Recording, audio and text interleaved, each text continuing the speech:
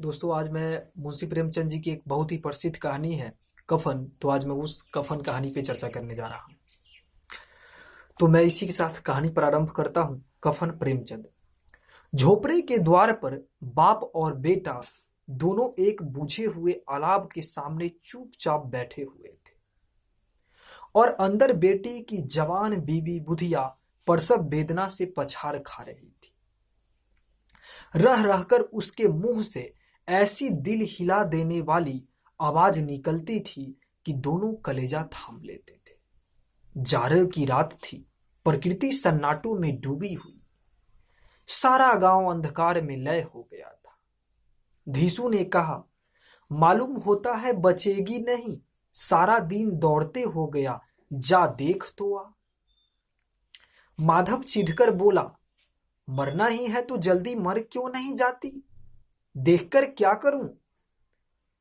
तू बड़ा बेदर्द है बे।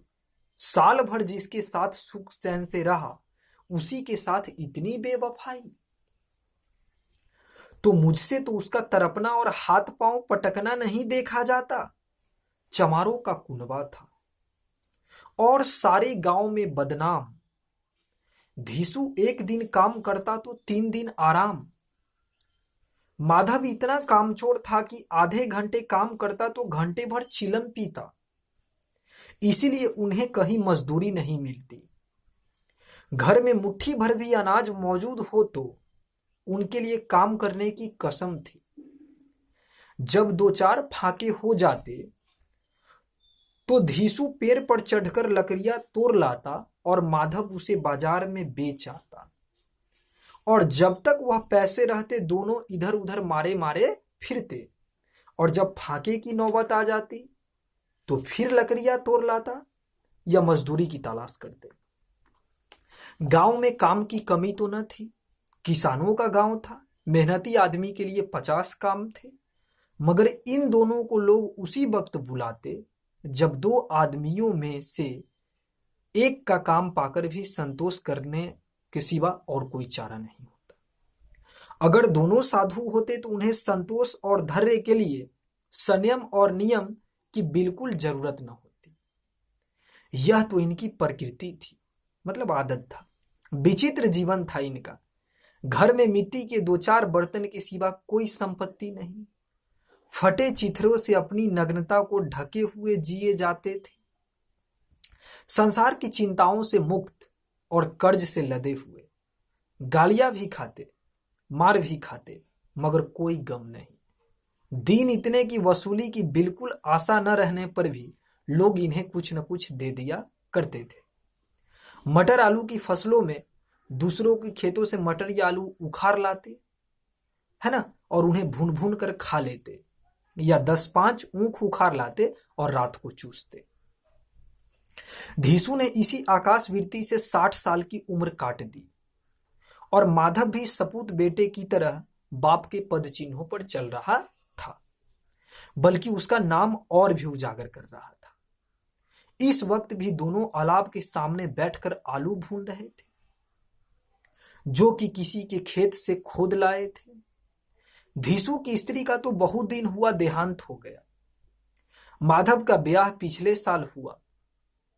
जब से यह औरत आई थी उसने इस खानदान में व्यवस्था की नींव डाली थी। पिसाई करके या घास छीलकर वह शेर भर आटों का इंतजाम कर लेती थी और इस दोनों बेगैरत का दोजख भरती रहती थी।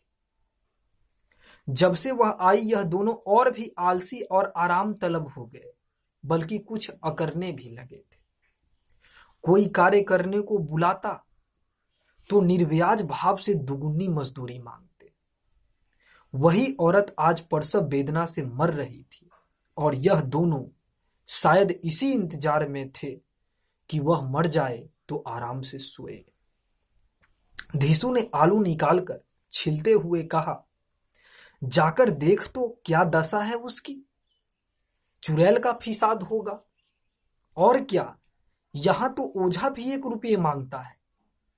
माधव को भय था कि कोठरी में गया तो धीसू आलूओं का बड़ा भाग साफ कर देगा। बोला, मुझे वहां जाते डर लगता है। डर किस बात की, मैं तो यही हूं। तो तुम ही जाकर देखो ना, मेरी औरत जब मरी थी तो मैं 3 दिन उसके पास से हिला तक नहीं था। और फिर मुझसे लजाएगी कि नहीं? जिसका कभी मुंह नहीं देखा, आज उसका उधरा हुआ बदन देखूं। उसे तन की सुध भी तो न होगी, मुझे देख लोगी तो खुलकर हाथ पांव भी न पटक सकेगी। मैं सोचता हूं कोई बाल बच्चा हो गया तो क्या होगा। सोठ गुड़ तेल कुछ भी तो नहीं है घर में, सब कुछ आ जाएगा। भगवान दे तो जो लोग अभी तक पैसा नहीं दे रहे हैं, वे ही कल बुलाकर रुपये देंगे। मेरे 9 लड़के हुए, घर में कुछ भी ना था, मगर भगवान ने किसी तरह बेड़ा पार ही लगाया। जिस समाज में रात दिन मेहनत करने वालों की हालात उनकी हालत से कुछ और अच्छी न थी, और किसानों के मुकाबले में वे लोग जो किसानों की दुर्बलताओं से लाभ उठाना जानते थे, कहीं ज्यादा संपन्न थे। वहां इस तरह की मनोवृत्ति का पैदा हो जाना कोई अचरज की बात न थी। हम तो कहेंगे धीसू किसानों से कहीं ज्यादा विचारवान था, जो किसानों के विचार शून्य समूह में शामिल होने के बदले बैठकबाजों की मंडली में जा मिला। हाँ, उसमें यह शक्ति न थी कि बैठकबाजों के नियम और नीति का पालन करता। इसीलिए जहां उसकी मंडली के और लोग गांव के सरगना और मुखिया बने हुए थे, उस पर सारा गांव उंगली उठाता था। फिर भी उसे यह तस्कीन तो थी कि अगर वह फटेहाल है तो कम से कम उसे किसानों की तरह जी तोड़ मेहनत तो नहीं करनी पड़ती, और उसकी सरलता और निरीहता से दूसरे लोग बेवजह फायदा तो नहीं उठाते। दोनों आलू निकाल निकाल कर जलते जलते खाने लगे। कल से कुछ नहीं खाया था, इतना सब्र न था कि उन्हें ठंडा हो जाने दे। कई बार दोनों की जबानें जल गई। छिल जाने पर आलू का बाहरी हिस्सा तो बहुत ज्यादा गर्म न मालूम होता, लेकिन दांतों के तले पड़ते ही अंदर का हिस्सा, जबान और हलक, यहां तक कि तालू को जला देता था। और उस अंगारों को मुंह में रखने से ज्यादा खैरियत इसी में थी कि वह अंदर पहुंच जाए। वहां उसे ठंडा करने के लिए काफी सामान थे, इसीलिए दोनों जल्द जल्द निकल जाते। हालांकि इस कोशिश में उनकी आंखों से आंसू भी निकल पड़ते। धीसू को उस वक्त ठाकुर की बारात याद आई, जिसमें 20 साल पहले वह गया था। उस दावत में उसे जो तृप्ति मिली, वह उसके जीवन में एक याद रखने लायक बात थी, और आज भी उसकी याद ताजा थी। बोला वह भोज नहीं भूलता। तब से फिर वह इस तरह का खाना उसे भरपेट नहीं मिला। लड़की वालों ने सबको भरपेट पुड़िया खिलाई। सबको, छोटे बड़े, सबने पुड़िया खाई, और असली घी की पूरी, चटनी, रायता, 3 तरह के सूखे साग, एक रसेदार तरकारी, दही, चटनी, मिठाइयाँ। अब क्या बताऊं कि उस भोज में क्या स्वाद मिला। कोई रोक टोक नहीं थी, जो जी चाहे मांगो और जितना चाहे खाओ। लोगों ने ऐसा खाया कि किसी से पानी न पिया गया। मगर परोसने वाले हैं कि पत्तल में गर्म गर्म गोल गोल सुआड़ियां कचौड़ियां डाल देते हैं। मना करते हैं कि नहीं चाहिए, पत्तल पर हाथ रोके हुए हैं, मगर वह है कि दिए जाते हैं। जब मुंह धो लिया तो पान इलायची भी खाने को मिली। सभी को पान इलायची पत्तल मिली, मगर मुझे पान लेने की कहां सूझ थी। खड़ा न हुआ जाता था। चटक जाकर अपने कंबल पर लेट गया, ऐसा दिल दरियाब था वह ठाकुर। माधव ने इन पदार्थों का मन ही मन मजा लेते हुए कहा, अब हमें कोई ऐसा भोज नहीं खिलाता। अब कोई क्या खिलाएगा, वह जमाना दूसरा था। अब तो सबको किफायत सूझती है। शादी ब्याह में मत खर्च करो, क्रियाकर्म में मत खर्च करो। पूछो गरीबों का माल बटोर बटोर कर कहां रखोगे। बटोरने में तो कमी नहीं है, हाँ, खर्च में किफायत सूझती है। तुमने एक 20 पुड़िया खाई होगी, 20 से ज्यादा खाई थी। मैं 50 खा जाता। 50 से कम मैंने भी ना खाई होगी। अच्छा पट्टा था तू तो मेरा आधा भी नहीं है। आलू खाकर दोनों ने पानी पिया और वहीं अलाप के सामने अपनी धुतिया ओढ़कर पांव पेट में डाले सो रहे थे, जैसे दो बड़े बड़े अजगर गेंडुलिया मारे पड़े हो, और बुधिया अभी तक कराह रही थी। सवेरे माधव ने कोठरी में जाकर देखा तो उसकी स्त्री ठंडी हो गई थी। उसके मुख पर मक्खियां भिनक रही थी, पथराई हुई आंखें ऊपर टंगी हुई थी, सारी देह धूल से लथपथ हो रही थी। उसके पेट में बच्चा मर गया था। माधव भागा हुआ धीसू के पास आया, फिर जोर जोर से हाय हाय करने और छाती पीटने लगे। पड़ोस वालों ने यह रोना धोना सुना तो दौड़ते हुए आए और पुरानी मर्यादा के अनुसार इन अभागों को समझाने लगे, मगर ज्यादा रोने पीटने का अवसर न था। कफन की और लकड़ी की फिक्र करनी थी। घर में तो पैसे इस तरह गायब थे जैसे चील के घोंसले से मांस गायब। बाप बेटे रोते हुए गांव के जमींदार के पास गए। वह दोनों की सूरत से नफरत करते थे। कई बार इन्हें अपने हाथ पीट चुके थे, चोरी करने के लिए, वादे पर काम पर न आने के लिए। पूछा, क्या है बे बुधिया, रोता क्यों है? अब तो तू कहीं दिखाई नहीं देता। मालूम होता है इस गांव में रहना नहीं चाहता। धीसू ने जमीन पर सिर रखकर आंखों में आंसू भरे हुए कहा, सरकार बड़ी विपत्ति में। माधव की घरवाली रात को गुजर गई। रात भर तड़पती रही सरकार। हम लोग उसके सिराहने बैठे रहे। दवा दारू जो कुछ हो सका सब कुछ किया, मुदा वह हमें दगा दे गई। अब कोई एक रोटी देने वाला भी न रहा। मालिक तबाह हो गए। घर उजड़ गया। आपका गुलाम हूं। अब आपके सिवा कौन उसकी मिट्टी पार लगाएगा? हमारे गांव में तो जो कुछ था वह सब तो दवा दारू में उठ गया।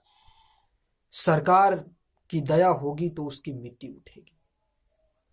आपके सिवा किसके द्वार पर जाऊं? जमींदार साहब दयालु थे, मगर धीसू पर दया करना काले कंबल पर रंग चढ़ाना था। जी में तो आया, कह दे चल दूर हट यहां से। यूं तो बुलाने से भी नहीं आता, और आज गरज पड़ी है तो आकर खुशामद कर रहा है।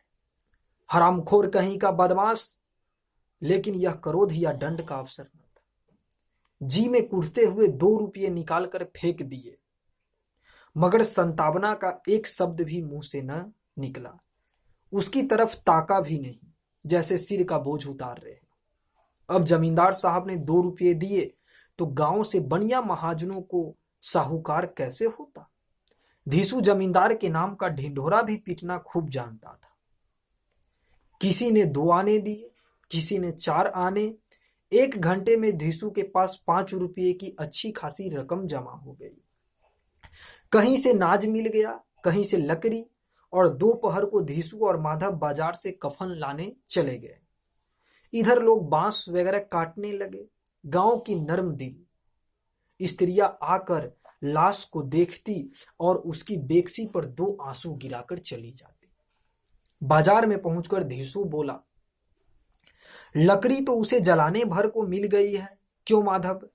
माधव बोला, हाँ लकड़ी तो बहुत है, अब कफन चाहिए। तो चलो कोई हल्का सा कफन ले ले। हाँ और क्या, लाश उठाते उठते रात हो जाएगी। रात को कफन कौन देखता है? कैसा बुरा रिवाज है कि जिसे जीते जी तन ढकने का चिथरा भी न मिले, उसे मरने पर नया कफन चाहिए।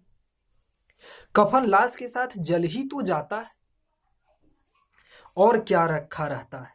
यही 5 रुपये पहले मिलते तो कुछ दवा दारू कर लेते। दोनों एक दूसरे के मन की बात तार रहे थे। बाजार में इधर उधर घूमते रहे। कभी इस बजाज की दुकान पर गए, कभी उसकी दुकान पर। तरह तरह के कपड़े, रेशमी और सूती देखे, मगर कुछ जचा नहीं। यहां तक कि शाम हो गई। तब दोनों न जाने किस दैवी प्रेरणा से मधुशाला के सामने आ पहुंचे। शराब खाना में आ गए दोनों, और जैसे किसी पूर्व निश्चित योजना से अंदर चले गए। वहां जरा देर तक दोनों असमंजस में खड़े रहे। फिर धीसू ने गद्दी के सामने जाकर कहा, शाह जी 1 बोतल हमें भी देना। है ना। इसके बाद कुछ चिखौना आया, तली हुई मछलियां आई और दोनों बरामदे में बैठकर शांतिपूर्वक पीने लगे। कफन के पैसा से दोनों पीने लगे। कई कुजिया ताबार तोड़ पीने के बाद दोनों क्या है सरूर में आ गए। जब दोनों काफी पी लिए, नशा में आए, सरूर में आ गए और मदे में बैठकर शांतिपूर्वक पीने के बाद दोनों सरूर में आए। धीसू बोला, कफन लगाने से क्या मिलता, आखिर जल ही तो जाता, कुछ बहू के साथ तो न जाता। माधव आसमान की तरफ देखकर बोला, मानो देवताओं को अपनी निष्पक्षता का साक्षी बना रहा। दुनिया का दस्तूर है, नहीं लोग बामनों को हजारों रुपये क्यों देते हैं? कौन देखता है परलोक में मिलता है या नहीं मिलता? बड़े आदमियों के पास धन है, चाहे फूके, हमारे पास फूकने को क्या है? लेकिन लोगों को क्या जवाब देंगे? लोग पूछेंगे, नहीं कफन कहाँ है? धीसू हंसा, अबे कह देंगे कि रुपये कमर से खिसक गए, बहुत ढूंढा मिला नहीं। लोगों को विश्वास तो ना आएगा, लेकिन फिर वही रुपये देंगे। माधव भी हंसा इस अनपेक्षित सौभाग्य पर, बोला, बड़ी अच्छी बात थी, बेचारी मरी तो खूब खिला पिला कर। आधी बोतल से ज्यादा उड़ गई। धीसू ने 2 सेर पुड़िया मंगाई। चटनी, अचार, कलेजिया शराब खाने के सामने ही दुकान थी।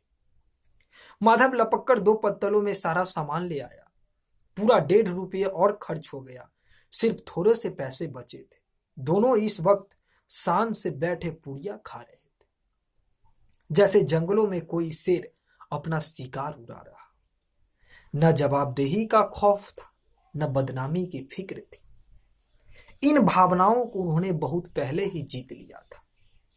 धीसू दार्शनिक भाव से बोला, हमारी आत्मा प्रसन्न हो रही है तो क्या उसे पुण्य न होगा? माधव ने श्रद्धा से सिर झुकाकर तस्दीक की, जरूर से जरूर होगा। भगवान तुम अंतर्यामी हो, उसे बैकुंठ ले जाना। हम दोनों हृदय से आशीर्वाद दे रहे हैं। आज जो भोजन मिला वह कभी उम्र भर न मिला था। एक क्षण के बाद माधव के मन में एक शंका जागी। बोली, क्यों दादा, हम लोग भी तो एक न एक दिन वहां जाएंगे ही। धीसू ने इस भोले भाले सवाल का कुछ उत्तर न दिया। वह परलोक की बातें सोचकर इस आनंद में बाधा न डालना चाहता था। जो वहां हम जो लोगों से पूछे कि तुमने हमें कफन क्यों नहीं दिया, तो हम क्या कहेंगे? कहेंगे तुम्हारा सिर। पूछेगी तो जरूर, तू कैसे जानता है कि उसे कफन ना मिलेगा? तू मुझे ऐसा गधा समझता है? 60 साल क्या दुनिया में घास खोदता रहा हूं? उसको कफन मिलेगा और बहुत अच्छा मिलेगा। माधव को विश्वास न आया। बोला, कौन देगा? रुपये तो तुमने चट कर दिए, वह तो मुझसे पूछेगी। उसकी मांग में सिंदूर तो मैंने डाला था। धीसू गर्म होकर बोला, मैं कहता हूं उसे कफन मिलेगा, तू मानता क्यों नहीं? कौन देगा? बताते क्यों नहीं? वही लोग देंगे जिन्होंने कि अब की दिया। हाँ, अब की रुपये हमारे हाथ ना आएंगे। ज्यों ज्यों अंधेरा बढ़ता था और सितारों की चमक तेज होती थी, मधुशाला की रौनक भी बढ़ती जाती। कोई गाता था, कोई डिंग मारता था, कोई अपनी संगी के गले लिपट जाता, कोई अपने दोस्तों के मुंह से कुल्हड़ लगाए देता। वहां के वातावरण में सरूर था, हवा में नशा। कितनों तो यहां आकर चुल्लू में मस्त हो जाते। शराब में ज्यादा यहां की हवा ने उन पर नशा करती। जीवन की बाधाएं यहां खींच लाती थी और कुछ देर के लिए वे यहां भूल जाते थे कि वे जीते हैं या मरते हैं, या न जीते हैं या न मरते हैं। और यह दोनों बाप बेटे अभी भी मजे ले लेकर चुस्कियां ले रहे थे। सबकी निगाह इनकी ओर जमी हुई थी। दोनों कितने भाग्य के बली है। पूरी बोतल बीच में है। भर पेट खाकर माधव ने बची हुई पुड़ियों का पत्तल उठाकर एक भिखारी को दे दिया, जो खड़ा इनकी ओर भूखी आंखों से देख रहा था। और देने के गौरव, आनंद और उल्लास का उसने जीवन में पहली बार अनुभव किया था। धीसू ने कहा, ले जा, खूब खा और आशीर्वाद दे। जिसकी कमाई है वह तो मर गई, मगर तेरा आशीर्वाद उसे जरूर पहुंचेगा। रोए रोए सियासा आशीर्वाद दे। बड़ी गाढ़ी कमाई के पैसे है। माधव ने फिर आसमान की तरफ देखकर कहा, वह बैकुंठ में जाएगी दादा, वह बैकुंठ की रानी बनेगी। धीसू खड़ा हो गया और जैसे उल्लास की लहरों में तैरता हुआ बोला, हां बेटा, बैकुंठ में जाएगी। किसी को सताया नहीं, किसी को दबाया नहीं, मरते मरते हमारी जिंदगी की सबसे बड़ी लालसा पूरी कर गई।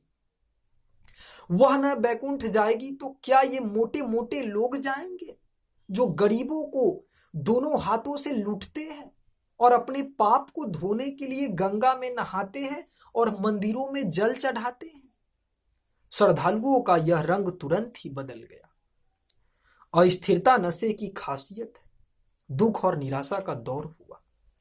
माधव बोला, मगर दादा, बेचारी ने जिंदगी में बड़ा दुख भोगा, कितना दुख झेलकर मरी। वह आंखों पर हाथ रखकर रोने लगा, चीखे मार मार कर। धीसू ने समझाया, क्यों रोता है बेटा? खुश हो कि वह माया जाल से मुक्त हो गई है, जंजाल से छूट गई। बड़ी भाग्यवान थी जो इतनी जल्दी माया मोह के बंधन को तोड़ दिया। और दोनों खड़े होकर गाने लगे, ठगनी क्यों नैन झमकाबे ठगनी, पियक्कर की आंखें इनकी ओर लगी हुई थी। और यह दोनों अपने दिल में मस्त गाए जाते थे। फिर दोनों नाचने लगे, उछले भी, कूदे भी, गिरे भी, मटके भी, भाव भी बनाए, अभिनय भी किए और आखिर नशे से बदमस्त होकर वहीं गिर पड़े। तो दोस्तों, ये था मुंशी प्रेमचंद जी की कहानी कफन। अगर आपको यह कहानी अच्छी लगी तो आप नीचे कमेंट बॉक्स में करें। इसी प्रकार मैं हर रविवार को एक एक श्रेष्ठ कहानियां आप लोगों के बीच लेकर आऊंगा जी। धन्यवाद।